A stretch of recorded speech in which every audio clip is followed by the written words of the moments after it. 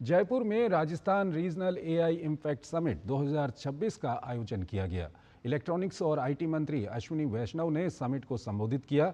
इस दौरान उन्होंने आर्टिफिशियल इंटेलिजेंस को लेकर पीएम मोदी और केंद्र सरकार का विजन साझा किया। केंद्रीय मंत्री ने कहा कि हर व्यक्ति तक तकनीक पहुंचे, भारत में ही तकनीक का विकास हो और आत्मनिर्भर भारत के लक्ष्यों को पूरा करने के लिए एआई मिशन की संरचना की गई है।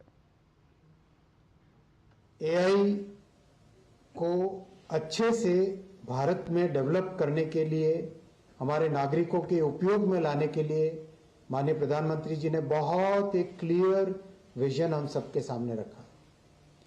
उसका पहला प्रिंसिपल है टेक्नोलॉजी को डेमोक्रेटाइज करना, यानी हर एक व्यक्ति को टेक्नोलॉजी की उपलब्धता हो, भारत में टेक्नोलॉजी डेवलप हो सके, आत्मनिर्भर भारत के टेक्नोलॉजी के गोल्स हम पूरे कर सके।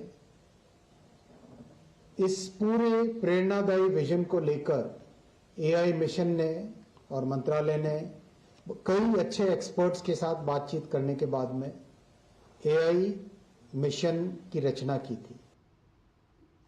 केंद्रीय मंत्री अश्विनी वैष्णव ने आगे कहा कि प्रधानमंत्री नरेंद्र मोदी के टेक्नोलॉजी डेमोक्रेटाइजेशन विजन के तहत देश में 38,000 जीपीयू की कॉमन एआई कंप्यूट सुविधा शुरू की गई है, जिससे छात्र, स्टार्टअप और शोधकर्ताओं को सीधा लाभ मिलेगा।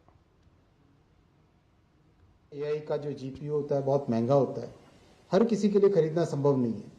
अगर पश्चिमी देशों के तर्ज पर हम देखें तो वहां पे बड़ी कंपनियों को बेनिफिट हो रहा है, जो कि $3.5 $4 पर आवर एआई कंप्यूट की फैसिलिटी लोगों को किराए पे देते हैं।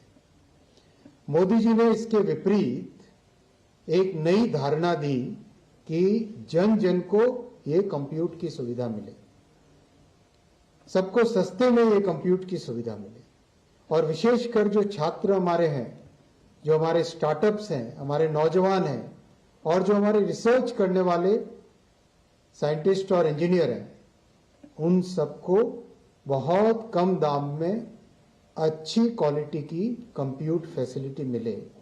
इसीलिए कॉमन कंप्यूट फैसिलिटी के तहत 38,000 जीपीयू की सुविधा आज देश में सभी को उपलब्ध है।